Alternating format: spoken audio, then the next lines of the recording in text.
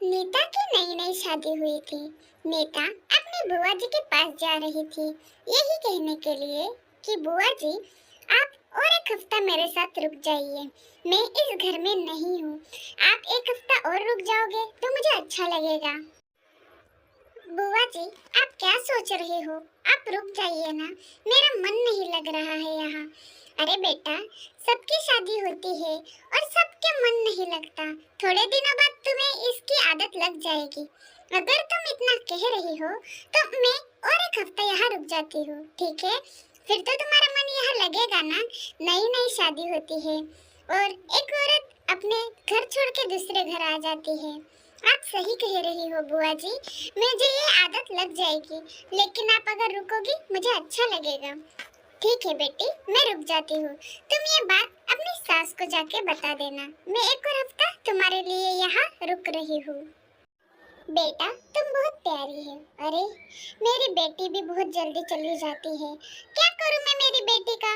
उसे सिर्फ अपना ससुराल ही दिखता है। मैके में तो वो 10 दिन भी नहीं रहती। क्या पता उसे क्या हुआ है?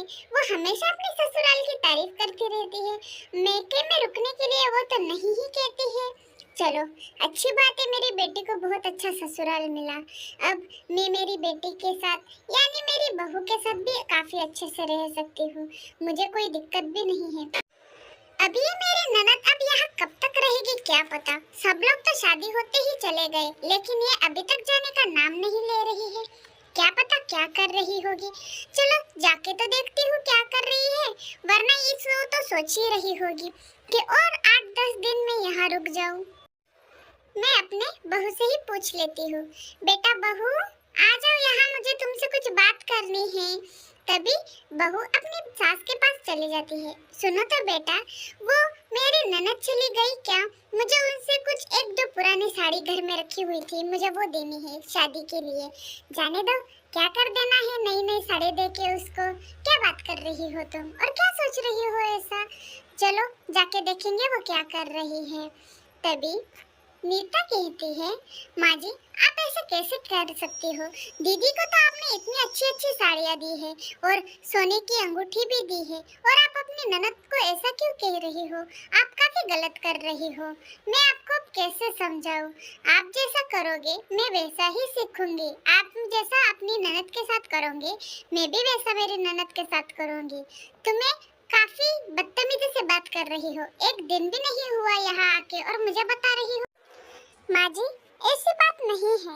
आप जैसे अपनी ननद को गुस्से से बात कर रहे हो और उनका हालचाल भी नहीं पूछ रहे हो, तो आपको लगता है कि मैं आपका ही देख के आपकी बेटी का हालचाल पूछूंगी?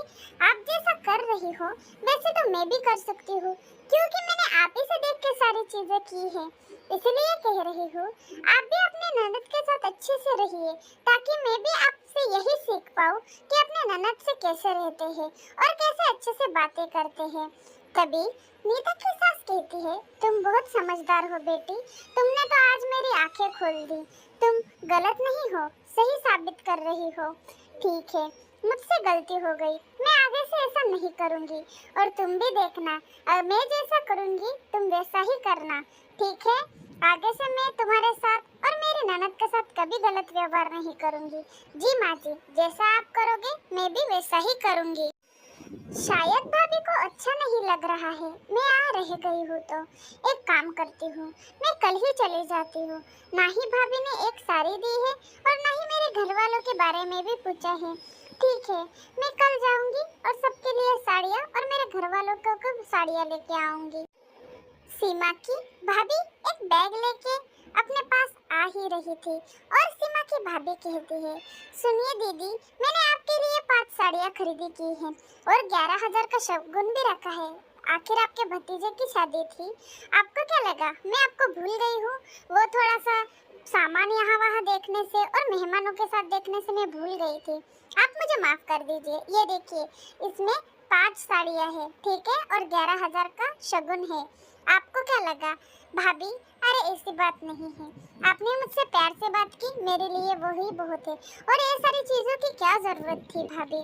कोई बात नहीं, इतना खर्चा पहले से ही हो रखा है और इतना खर्चा क्यों किया? अरे अरे अरे, तुम मेरी ननद हो और तुम्हें खर्चा करने में इतना सोचने की क्या बात है? और जैसा मैं करूंगी वैसे ही तो मेरी बहू सीखेगी। तुम बिल्कुल भी चिंता मत करो, मैं बहुत अच्छी सास बन के दिखाऊंगी। हाँ भाभी, जरूर, आप बहुत अच्छी सास बनोगी। कुछ भी हो जाए, नीलेश ने बीवी तो काफी अच्छी लाई है और समझदार भी। मैंने तो ऐसी लड़की आज तक नहीं देखी जो अपनी सास को समझा रही है। बहुत अच्छी बहू है मेरी। और माता पिता के जाने के बाद तो सिर्फ भाभियां ही अपनी ननद का ख्याल रखती है। ये सब मैं भूल ही गई थी, मेरे से गलती हो गई। मैंने अपनी ननद को बहुत अपमान किया और मैंने उसके साथ काफी बुरा व्यवहार किया। मुझे अब समझ में आ रहा है, जब मेरी बेटी को एक भाभी मिली है और वो ननद भाभी अच्छे से रहेंगे, इससे बड़ी खुशी मुझे और क्या मिल सकती है। मेरी बहू तो लाखों में एक है। मेरी बहू ने जो मुझे आज समझाया है, काश कोई औरत दूसरी मुझे समझा पाती। मैंने तो मेरे बेटे को भी समझाऊंगी कि उसे कोई तकलीफ ना दे, वरना दुश्मनी मेरे से है। नीलेश, ओ बेटा नीलेश, जरा यहाँ तो आ जाना। नीलेश अपनी माँ की तरफ तेजी से जा रहा था। तभी नीलेश कहता है, क्या हुआ माँ, क्या बात है? कुछ बात हुई है क्या आपको? कुछ इमरजेंसी है क्या? मुझे बता दीजिए जल्दी, मुझे काफी टेंशन हो रही है। और आज ऐसे चुपचाप बैठे हो, क्या बात हुई है? सब ठीक तो है ना? नीलेश अपनी माँ से सवालों पे सवाल पूछ रहा था। तभी नीलेश की माँ कहती है, बेटा, तुमने जिंदगी में काफी बुरे काम किए होंगे या फिर कुछ अच्छी भी चीजें की होगी, मुझे वो सब पता नहीं, लेकिन तुमने बहू तो लाखों में एक लाई हो। तुमने इतनी समझदार बहू मेरे लिए लाए हो, मैं तुम्हारा शुक्रिया अदा करना चाहती हूँ। मैं तुमसे एक बात बोलना चाहती थी। तुमने जिस तरह से लड़की खोजी है, मैं वो नहीं खोज पाती। तुम्हारी चॉइस तो लाखों में एक है मेरे बेटे, मेरे हीरे जैसे बेटे।